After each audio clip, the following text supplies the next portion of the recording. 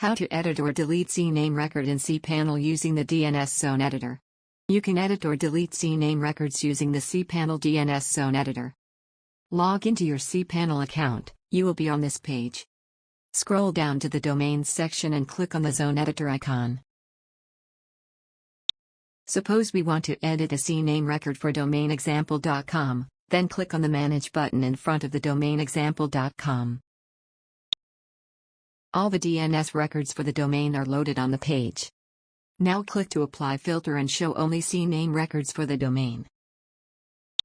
Now click on the Edit button in front of that CNAME record which you want to modify.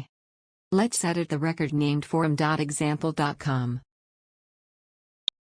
For example, we want to change the name of the record. After making the required changes, click on the Save Record button. The CNAME record has been updated. To delete a CNAME record, just click on the Delete button and continue. We have deleted the particular CNAME record for the domainexample.com. Now you know how to edit or delete CNAME record. Thank you for watching.